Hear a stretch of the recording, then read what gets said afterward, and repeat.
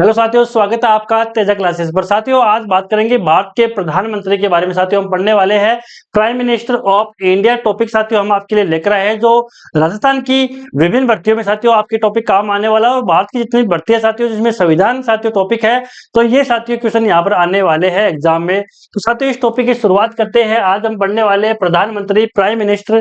तो देखिए साथियों, यहाँ पर शुरुआत करते हैं। सबसे पहले जो है यहाँ पर शुरुआत जो है वीडियो की साथियों करने वाले हैं। आप देख सकते हैं प्रधानमंत्री, प्राइम मिनिस्टर, इंग्लिश में साथियों हम बोलते हैं पीएम बोल सकते हैं।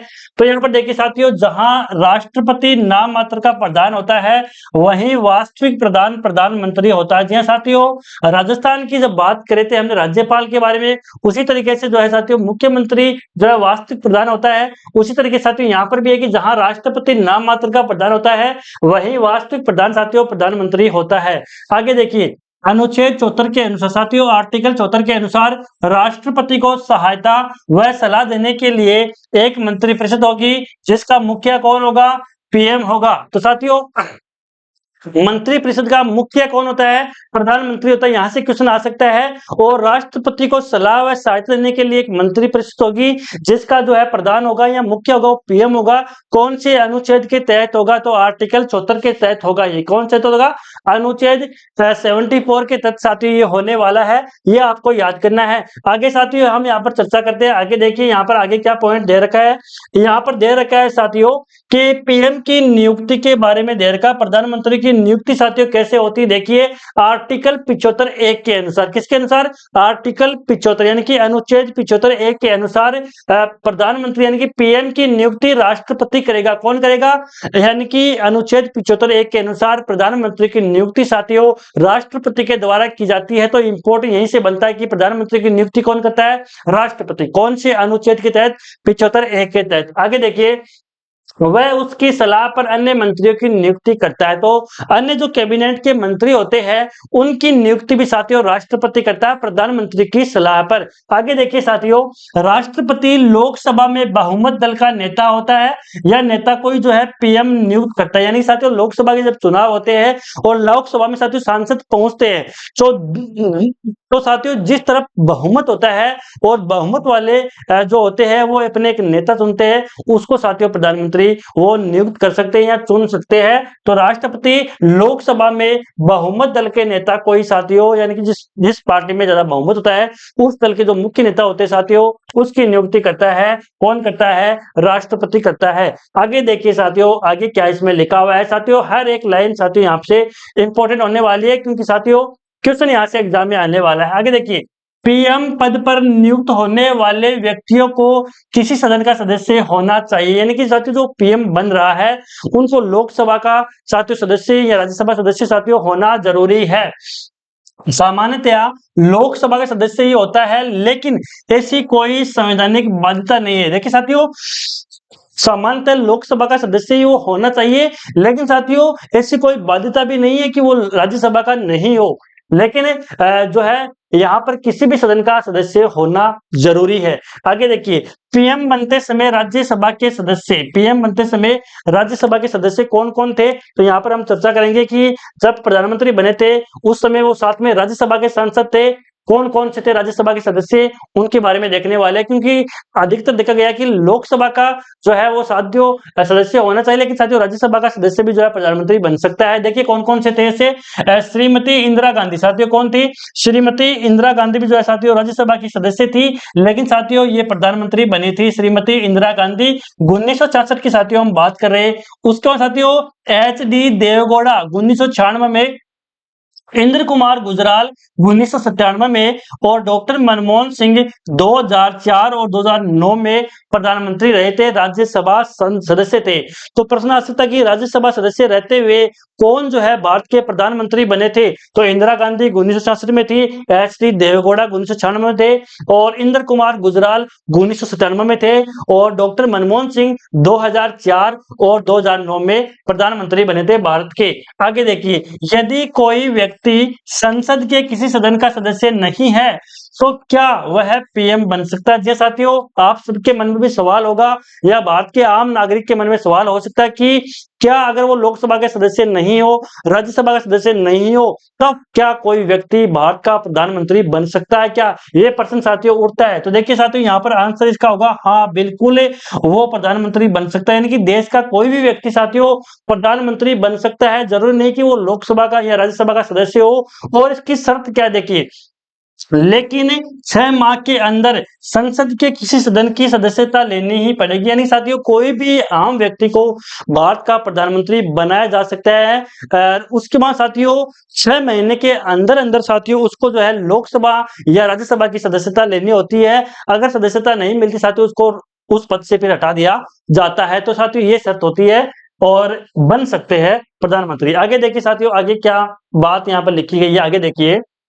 कुछ परिस्थितियों में राष्ट्रपति पीएम को नियुक्त करते समय अपने विवेक का प्रयोग भी कर सकता है। साथियों, लोकसभा में ऐसी हो सकता है कि जो बहुमत है वो किसी पार्टी को नहीं मिल रहा है, तो जो राष्ट्रपति है वो अपने विवेक से भी साथियों प्रधानमंत्री चुन सकते हैं। उसके बाद साथियों आगे देखते हैं। जब लोकसभा में किसी भी दल या दलीय गठबंधन को स्पष्ट बहुमत ना हो, ऐसी स्थिति में सबसे बड़े दल या गठबंधन के नेता को राष्ट्रपति पीएम नियुक्त करता है। यानी कि जो सबसे बड़ा दल होता है उसमें से किसी एक सदस्य को साथियों राष्ट्रपति जो है वो पीएम नियुक्त कर सकता है स्व विवेक से। आगे देखिए, जैसे एक उदाहरण देखिए साथियों कि 1979 में 1979 में राष्ट्रपति नीलम संजीव रेड्डी द्वारा चौधरी चरण सिंह को नियुक्त किया गया था। साथियों देख सकते हैं, स्व विवेक से राष्ट्रपति ने एक प्रधानमंत्री की नियुक्ति की है। कब की है? 1979 में साथियों। यह बात करें 1979 में, उस समय राष्ट्रपति थे नीलम संजीव रेड्डी। कौन थे? नीलम संजीव रेड्डी थे। और इनके द्वारा साथियों चौधरी चरण सिंह को जो है नियुक्त किया गया था भारत का प्रधानमंत्री। तो ये एग्जाम्पल साथियों हमें देखने को मिलता है। उसके बाद में साथियों आगे 2 नंबर पॉइंट की यहाँ पर बात करने वाले, देखिए। जब बहुमत वाले दल या दलीय गठबंधन में कोई निश्चित नेता ना हो या 2 समान रूप से प्रभाव नेता हो, क्या हो, तब भी जो है वो स्व विवेक से प्रयोग कर सकता है राष्ट्रपति। आगे देखिए, जब पीएम की अचानक मृत्यु हो जाए, जैसे 1984 में इंदिरा गांधी की मृत्यु के पश्चात साथियों राष्ट्रपति स्व विवेक से जो है प्रधानमंत्री की नियुक्ति कर सकता है। और जब पीएम की अचानक मृत्यु हो जाए तब भी साथियों स्व विवेक का जो है प्रयोग राष्ट्रपति कर सकते हैं। आगे बात साथियों यहाँ पर हम करने वाले हैं। आगे देखिए साथियों, 1984 में साथियों इंदिरा गांधी जी की जो है मृत्यु हो गई थी पद पर रहते हुए। आगे देखिए साथियों, पीएम की पदावधि कितनी होती है, कितने समय के लिए जो है वो पद पर रहते हैं भारत के जो है प्रधानमंत्री। देखिए आर्टिकल 1900 साथियों आर्टिकल 75(2) के तहत, किसके तहत? अनुच्छेद 75(2) के तहत मंत्रीगण राष्ट्रपति के प्रसाद पर्यंत अपना पद धारण करेंगे। तो साथियों किसके प्रसाद पर्यंत जो है मंत्रीगण है वो अपना पद धारण करते हैं? तो राष्ट्रपति के प्रसाद पर्यंत जो है प्रधानमंत्री हो गए या जो भी मंत्रीगण है वो जो है धारण करते हैं पद आर्टिकल 75(2) के अनुसार। और 75(1) के अनुसार प्रधानमंत्री की नियुक्ति राष्ट्रपति करेगा। आगे देखिए, पीएम भी राष्ट्रपति के प्रसाद पर्यंत पद धारण करेगा। तो प्रश्न आ सकता है कि प्रधानमंत्री जो है किसके प्रसाद पर्यंत जो है पद धारण करेगा? राष्ट्रपति के। आगे देखिए साथियों, आगे क्या कहता है पॉइंट, यहां देखिए साथियों, लेकिन व्यवहारिक रूप से पीएम तब तक अपने पद पर बना रहता है जब तक उसे लोकसभा में विश्वास प्राप्त हो। यानी कि साथियों जब तक जो है वो प्रधानमंत्री बना रहता है, जब तक कि उसमें जो लोकसभा हो या राज्यसभा हो उसमें जो है या लोकसभा में विश्वास प्राप्त हो तभी तक। अविश्वास प्रस्ताव अगर ला दिया जाए तो साथियों इनको हटा भी सकते हैं। आगे साथियों हम चर्चा यहाँ पर करने वाले अगले पॉइंट की। तो देखिए साथियों अगला पॉइंट क्या कह रहा है। सामान्यतः पीएम अपने पद जो है ग्रहण की तिथि से लोकसभा के पुनः चुनाव के पश्चात मंत्रिपरिषद के गठन तक अपने पद पर बना रह सकता है। कब तक साथियों बना रह सकता है? यहाँ पर साथियों दे रखा है तक रह सकता है कि सामान्यतः पीएम अपने पद ग्रहण की तिथि से लेकर लोकसभा के पुनः चुनाव के पश्चात मंत्रिपरिषद के गठन तक अपने पद पर बना रह सकता है। आगे देखिए साथियों, वह इससे पहले भी राष्ट्रपति को त्याग पत्र देकर पद मुक्त हो सकता है। यानी कि साथियों, प्रधानमंत्री वह अपना त्याग पत्र भी दे सकता है, पहले भी दे सकता है, 1 साल 2 साल 3 साल तक दे सकता है, अभी भी दे सकता है। आगे देखिए, लोकसभा में अविश्वास प्रस्ताव के पारित होने पर पीएम को अपना त्याग पत्र है, यदि वह स्वयं त्याग पत्र ना दे तो राष्ट्रपति उसे हटा सकता है। अगर किसी प्रधानमंत्री के खिलाफ अविश्वास प्रस्ताव पारित हो जाए लोकसभा में तो प्रधानमंत्री को हटना पड़ता है। अगर नहीं हटता है साथियों, यदि वह स्वयं त्याग पत्र ना दे तो राष्ट्रपति साथियों उसे हटा सकते हैं। ये साथियों संविधान में लिखा हुआ है। आगे साथियों चर्चा करते हैं और मुख्य रूप से बात करें साथियों, लोकसभा के चुनाव जो है भारत में 5 साल से होते हैं, तो 5 साल तक जो है साथियों प्रधानमंत्री सामान्य रूप से बने रहते हैं। आगे देखिए साथियों, शपथ की चर्चा करते हैं। शपथ में जो है यहाँ पर क्या लिखा हुआ साथ देखिए, राष्ट्रपति पीएम को पद ग्रहण करने से पहले पद व गोपनीयता की शपथ दिलाएगा। कौन दिलाएगा? प्रधानमंत्री को पद व गोपनीयता की शपथ कौन दिलाता है? राष्ट्रपति दिलाता है। ये आपको याद करना साथियों। पीएम के कार्य व शक्तियों के बारे में चर्चा करते हैं कि प्रधानमंत्री के पास कौन कौन से कार्य होते हैं और कौन कौन सी शक्तियां भारत के प्रधानमंत्री के पास साथियों होती है, उनकी चर्चा करते हैं। साथियों अक्सर आपके मन में सवाल होता है कि प्रधानमंत्री क्या क्या देश में कर सकता है, और जो इंपॉर्टेंट फैक्ट है एग्जाम की दृष्टि से साथियों उस पर भी हम नजर डाल रहे हैं। और जितने भी फैक्ट साथियों हम आपके लिए लेकर आए सारे इंपॉर्टेंट है, बस आपको पॉइंट टू पॉइंट साथियों याद करना है। तो साथियों आगे देखिए, यहाँ पर आगे चर्चा हम करते हैं कार्य और शक्तियों के बारे में साथियों चर्चा करने वाले हैं। तो देखिए यहाँ पर साथियों कि पद प्राप्ति के पश्चात मंत्रिपरिषद का गठन करना पीएम का सबसे प्रमुख कार्य होता है। तो साथियों सबसे पहले वो मंत्रिपरिषद का गठन करते हैं, क्योंकि उनको जो है साथ में काम करने के लिए और सदस्य की जरूरत होती है, इसलिए मंत्रिपरिषद का गठन भी साथियों सबसे पहला कार्य प्रधानमंत्री का होता है। आगे साथियों देखिए, वह मंत्रिपरिषद में शामिल किए जाने वाले व्यक्तियों की सूची राष्ट्रपति को सौंपता है। यानी कि जितने मंत्री वो बनाना चाहते हैं उसकी सूची जो है वो राष्ट्रपति को सौंपते हैं। आगे देखिए, राष्ट्रपति सिर्फ उन्हीं व्यक्तियों को मंत्री नियुक्त कर सकता है जिनकी सिफारिश पीएम ने की है। तो राष्ट्रपति उन्हीं व्यक्तियों को जो है मंत्री नियुक्त करता है जिनकी सिफारिश किसने की है? प्रधानमंत्री ने किया। प्रधानमंत्री ने उनको नाम सुझाए कि भाई इसको जो है मंत्रिपरिषद का सदस्य बनाना है, उसी को साथियों राष्ट्रपति नियुक्त करते हैं सामान्यतः। उसके बाद साथियों आगे देखिए, विभिन्न सदस्यों में विभागों का बंटवारा भी कौन करता है साथियों? प्रधानमंत्री भी करता है कि भाई कानून मंत्री किसको बनाया जाए, परिवहन मंत्री किसको बनाया जाए, रेल मंत्री किसको बनाया जाए। साथियों सभी जो चीजें डिसाइड करते हैं वो प्रधानमंत्री ही करते हैं। आगे साथियों देखते हैं, आगे साथियों कौन कौन सी और शक्तियां है, कौन कौन से कार्य है उस पर चर्चा करते हैं। देखिए, पीएम किसी मंत्री से त्याग पत्र की मांग कर सकता है। जो प्रधानमंत्री है साथियों वो किसी भी मंत्री से कभी भी त्याग पत्र की साथियों मांग कर सकता है, और या उसे हटाने की सलाह राष्ट्रपति को दे सकता है। राष्ट्रपति को कह सकता है कि भाई इस मंत्री को हटाना है, इनके कार्य अच्छे नहीं है, या कोई भी कारण हो सकता है, वो हटवा सकते हैं राष्ट्रपति के माध्यम से। आगे देखिए साथियों, मंत्रिमंडल की बैठकों की अध्यक्षता कौन करता है? तो यहाँ पर भारत के प्रधानमंत्री जो है मंत्रिमंडल की जितनी बैठकें होती है उनकी अध्यक्षता साथियों प्रधानमंत्री ही करता है। आगे देखिए, संसद देश तथा विदेशों में शासन की नीति का प्रमुख पीएम ही होता है। कौन सा साथियों? पीएम ही होता है। यानी कि संसद हो गया, देश हो गया, तथा विदेशों में शासन की जो नीति की जो प्रमुख कार्य है साथियों वो पीएम ही होता है, या प्रमुख जो है उस नीति का जो प्रमुख होता है साथियों वो कौन होता है? प्रधानमंत्री होता है। आगे देखिए, पीएम शासन के समस्त विभागों में समन्वय स्थापित करता है। कौन कौन से कार्य किसको देने हैं, कब करवाने काम, सारे जो भी कार्य जो है वो समन्वय उनमें स्थापित कौन करता है? प्रधानमंत्री ही करता है। आगे साथियों अगले पॉइंट की यहाँ पर बात करते हैं। अगला पॉइंट साथियों यहाँ पर देखिए, पीएम मंत्रिपरिषद का प्रधान होता है। तो मंत्रिपरिषद का प्रधान कौन होता है? प्रधानमंत्री होता है। अतः पीएम की मृत्यु या त्यागपत्र के साथ मंत्रिपरिषद का विघटन जो है हो जाता है। यानी कि प्रधानमंत्री के हटते ही मंत्रिपरिषद है उसका भी विघटन हो जाता है, यानी कि वो भी समाप्त हो जाती है, क्योंकि मंत्रिपरिषद का गठन साथियों प्रधानमंत्री के द्वारा होता है। और ये जो है प्रधानमंत्री की मृत्यु या त्यागपत्र के साथ ही मंत्रिपरिषद का विघटन साथियों हो जाता है।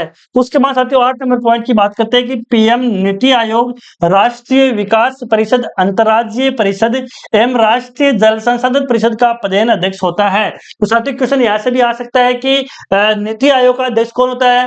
भारत का प्रधानमंत्री। राष्ट्रीय विकास परिषद का अध्यक्ष कौन होता है? और परिषद राष्ट्रीय जल संसाधन परिषद का अध्यक्ष कौन होता है? तो ये प्रधानमंत्री ही होते हैं। आगे साथियों अगले पॉइंट की चर्चा करते हैं। अगला पॉइंट साथियों यहाँ पर देखिए आप क्या कहता है।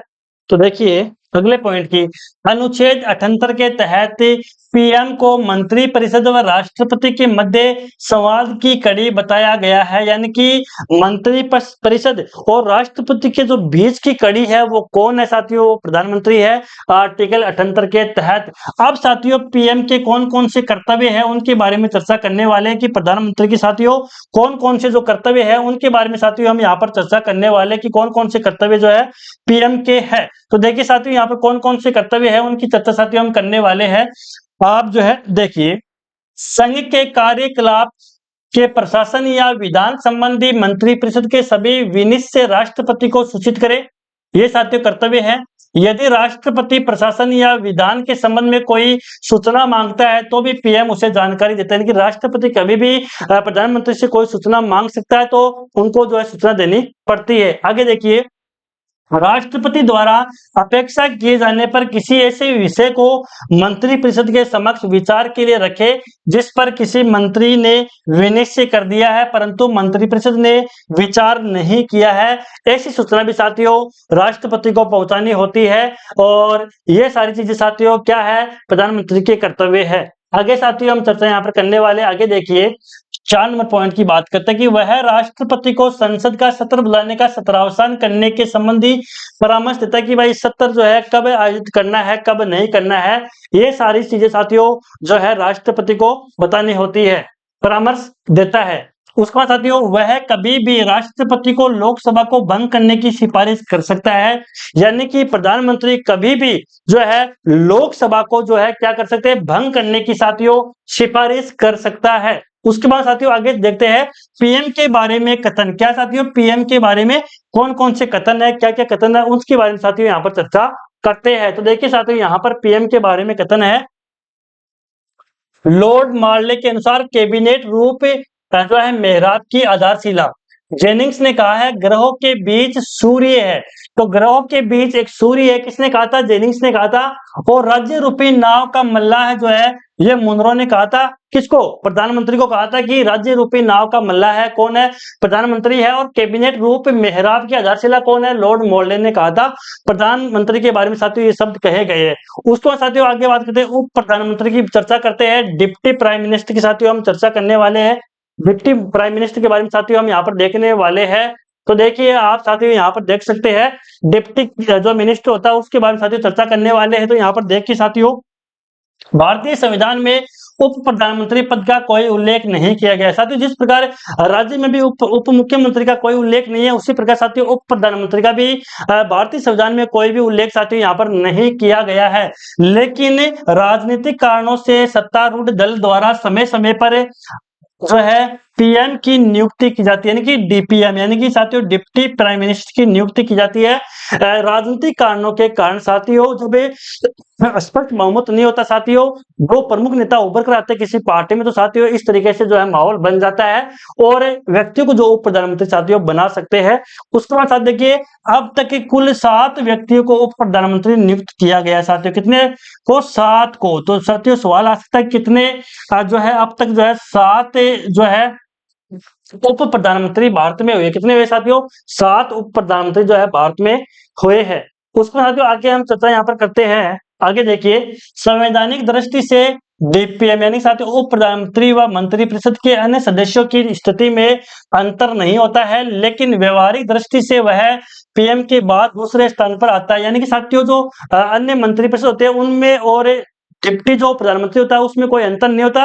लेकिन साथियों प्रधानमंत्री के बाद में दूसरे नंबर पर कौन आता है साथियों, यहाँ पर डीपीएम ही होता है। आगे देखिए, यह पीएम की अनुपस्थिति में उसके सभी कार्य करता है, लेकिन पीएम की मृत्यु या त्याग पत्र के पश्चात उसका पद ग्रहण नहीं कर सकता है। तो साथियों जो उप प्रधानमंत्री होता है, जो पीएम अगर अनुपस्थित होता है तो उसके सभी कार्य जो है उप प्रधानमंत्री के द्वारा किए जाते हैं। लेकिन साथियों अगर अगर साथियों यहाँ पर बात करें, अगर पीएम की मृत्यु हो जाए या त्याग पत्र दे दे तो वो प्रधानमंत्री का पद साथियों ग्रहण नहीं कर सकता है। ये साथियों इसके बारे में चीजें दे रखी है। आगे साथियों हम चर्चा करने वाले अगले पॉइंट की साथियों देखिए, भारत के 3 पीएम जवाहरलाल नेहरू, लाल बहादुर शास्त्री तथा श्रीमती इंदिरा गांधी की मृत्यु उनकी पदावधि के दौरान हो गई थी।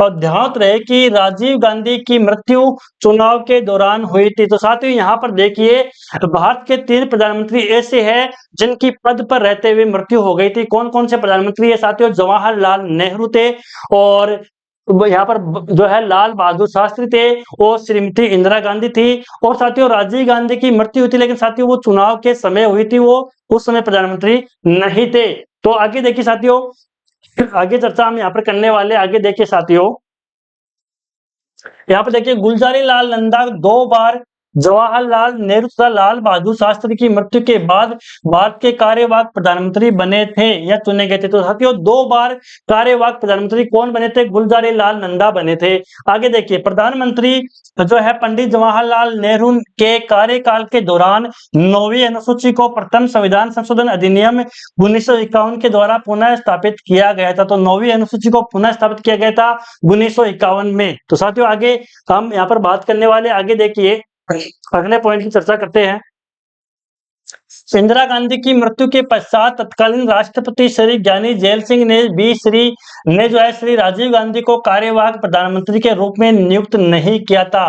तो साथियों जब इंदिरा गांधी की साथियों मृत्यु हुई थी उस समय राष्ट्रपति कौन थे भारत के, वो थे ज्ञानी जैल सिंह ने जो है उस समय राजीव गांधी को कार्यवाहक प्रधानमंत्री साथियों नियुक्त नहीं किया था। अतः कांग्रेसी संसदीय दल ने सर्वसम्मति से उन्हें अपना नेता चुना, तो राष्ट्रपति द्वारा उन्हें प्रधानमंत्री। तब साथियों यहाँ पर जो है देखिए, दोबारा देखिए साथियों यहाँ पर कि अतः कांग्रेस संसदीय दल ने सर्वसम्मति से उन्हें अपना नेता चुना, तब राष्ट्रपति द्वारा उन्हें प्रधानमंत्री नियुक्त किया गया। यानी कि साथियों पहले राष्ट्रपति द्वारा राजीव गांधी को प्रधानमंत्री नियुक्त नहीं किया गया था, लेकिन साथियों कांग्रेस, यहाँ पर बात करें कांग्रेस संसदीय दल ने सर्वसम्मति से इन्हें जो अपना नेता चुन लिया था। उसके बाद में राष्ट्रपति ने साथियों इसकी नियुक्ति की थी। किसकी की थी साथियों, राजीव गांधी की जो है प्रधानमंत्री की जो है रूप में नियुक्ति की थी।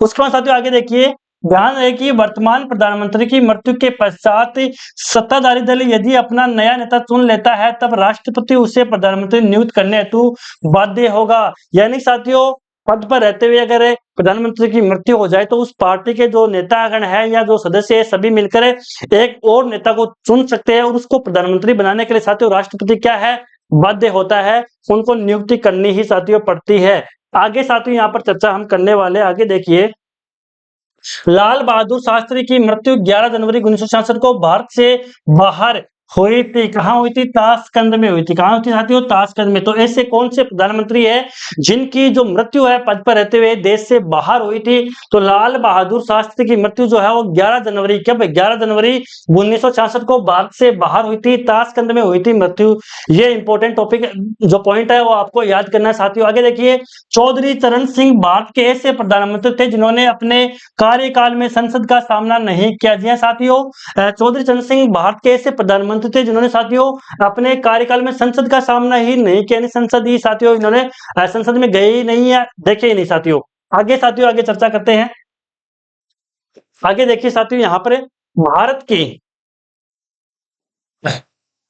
के 3 पीएम साथियों, ये जो है हमने यहाँ से कर लिया था साथियों। ये जो टॉपिक है हमने यहाँ से पॉइंट देख लिया था कि गुलजारीलाल नंदा 2 बार कार्यवाहक बने थे और सत्ताधारी, ये भी साथियों हमने पढ़ ली थी।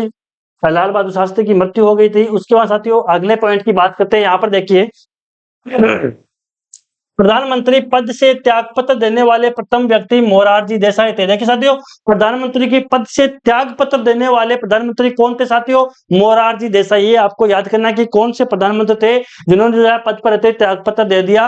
मोरारजी देसाई। आगे देखिए, राजीव गांधी सबसे कम उम्र में तथा मोरारजी देसाई सबसे अधिक उम्र में प्रधानमंत्री नियुक्त हुए थे। तो सबसे जो जवान जो प्रधानमंत्री थे, युवा प्रधानमंत्री, वो थे राजीव गांधी, और सबसे अधिक उम्र के थे वो थे कौन थे? नियुक्त हुए थे मोरारजी देसाई। कौन थे? मोरारजी देसाई अधिक उम्र के प्रधानमंत्री थे। चौधरी चरण सिंह तथा अटल बिहारी वाजपेयी ऐसे प्रधानमंत्री थे जिन्होंने लोकसभा में विश्वास प्रस्ताव पर मतदान के पूर्व ही अपना त्यागपत्र दे दिया था, तथा वीपी सिंह और एचडी देवगौड़ा ऐसे प्रधानमंत्री थे जो लोकसभा में विश्वास मत प्राप्त न कर पाने के कारण त्यागपत्र दिया था। तो साथियों, यहाँ पर देखिए इंपॉर्टेंट बात निकलती है कि चौधरी चरण सिंह और अटल बिहारी वाजपेयी ऐसे प्रधानमंत्री थे साथियों जिन्होंने लोकसभा में विश्वास प्रस्ताव जो है पर मतदान के पूर्व ही अपना त्यागपत्र दे दिया था। और उसके बाद साथियों जो यहाँ पर बात करें, वीपी सिंह और एचडी देवगौड़ा ऐसे प्रधानमंत्री थे जो लोकसभा में विश्वास मत प्राप्त न कर पाने के कारण अपना त्यागपत्र उनको देना पड़ता, यानी कि लोकसभा में विश्वास जो है नहीं जीत पाए थे। कौन? एचडी देवगौड़ा और वीपी सिंह। उसके बाद साथियों आगे देखिए, जवाहरलाल नेहरू, इंदिरा गांधी, अटल बिहारी वाजपेयी तथा डॉक्टर मनमोहन सिंह ऐसे पीएम है जिन्होंने 2 या 2 से अधिक बार इस पद को ग्रहण किया था।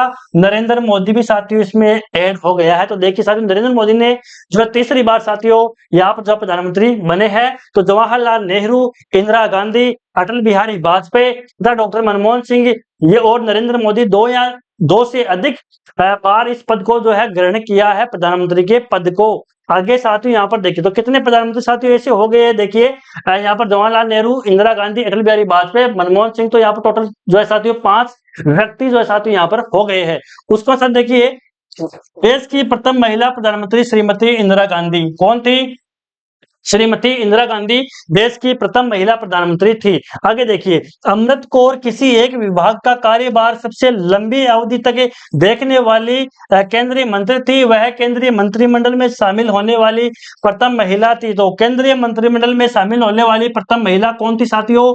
ये भी इंपॉर्टेंट यहाँ से पॉइंट बनता है साथियों। तो कौन है? तो देखिए, केंद्रीय मंत्रिमंडल में शामिल होने वाली प्रथम महिला कौन थी? अमृत कौर थी। कौन थी साथियों? अमृत कौर थी। और किसी एक विभाग का कार्यभार सबसे लंबी अवधि तक देखने वाली केंद्रीय मंत्री भी यही थी। कौन थी? अमृत कौर थी। आगे देखिए, केंद्रीय मंत्रिमंडल से त्यागपत्र देने वाले प्रथम मंत्री श्यामा प्रसाद मुखर्जी थे। तो केंद्रीय मंत्रिमंडल से त्यागपत्र देने वाले प्रथम जो मंत्री थे वो कौन थे? श्यामा प्रसाद। कौन थे? श्यामा प्रसाद मुखर्जी थे। ये आपको याद करने। आगे देखिए साथियों, भारत के प्रथम उप प्रधानमंत्री सरदार वल्लभ भाई पटेल थे। ये भी इंपॉर्टेंट है साथियों। अब तक 7 भारत में उप प्रधानमंत्री हुए हैं और उनमें जो पहले उप प्रधानमंत्री है वो कौन है? सरदार वल्लभ भाई पटेल। कौन थे?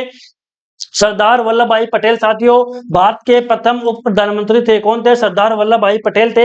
आगे देखिए, श्री वीपी नरसिम्हा राव दक्षिण भारत से प्रधानमंत्री नियुक्त किए जाने वाले प्रथम नेता थे। तो साथियों दक्षिण भारत की अगर हम यहाँ पर बात करें तो साथियों दक्षिण भारत से जो है पीवी नरसिम्हा राव। कौन साथियों? पीवी नरसिम्हा राव दक्षिण भारत के साथियों इकलौते प्रधानमंत्री थे। कौन थे? इकलौते प्रधानमंत्री साथियों थे दक्षिण भारत के पीवी नरसिम्हा राव थे।